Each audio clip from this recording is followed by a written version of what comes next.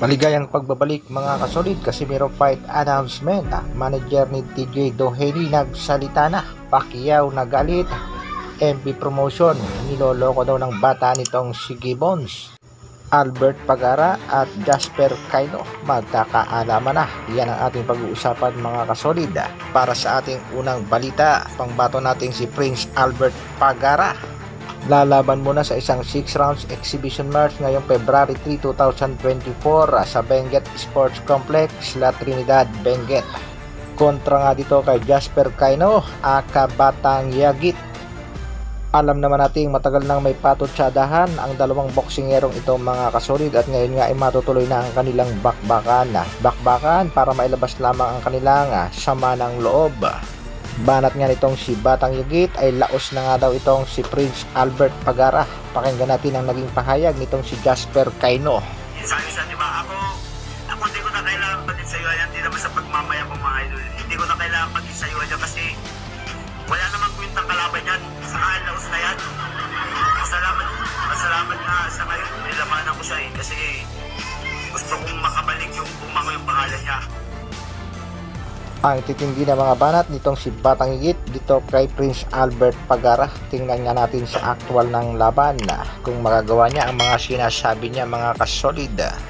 Samantala, pambansang kamao na si Manny Pacquiao tutol nga at hindi pabor sa potensyal na laban ng ating dalawang pangbato.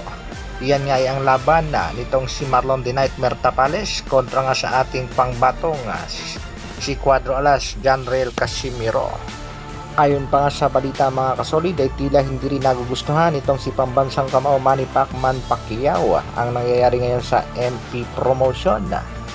Lalong-lalo na sa balitang cancel daw ang labang Casimero kontra Doheny. Paano naman daw ito makakansela samantalang hindi pa naman daw na ikakasa ang bakbakan? Nilinaw nga yan ng manager mismo nitong si TJ Doheny na si Mike Altamura. Heto nga ang kanyang naging pahayag, all facts and yes, whatever narrative na spam that the fight is agreed is absolutely biased. No formal offer tabled, only conjecture. We have other avenues that currently interest us.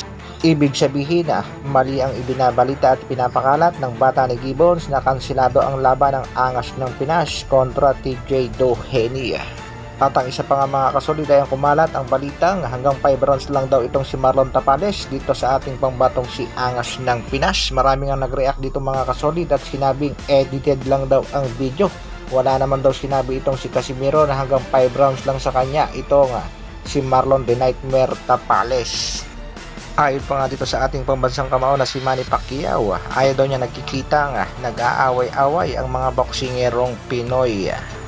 At ang matindi pa nga dito mga kasolid ay ang away nitong MP President na si Sean Gibbons at ito ang kapatid ng ating pangbatong si Alas na si Jason Casimero na lalong lumalala dahil sa solusyon nitong alaga ni Gibbons. Hindi rin nagustuhan ito ni Manny Pacquiao.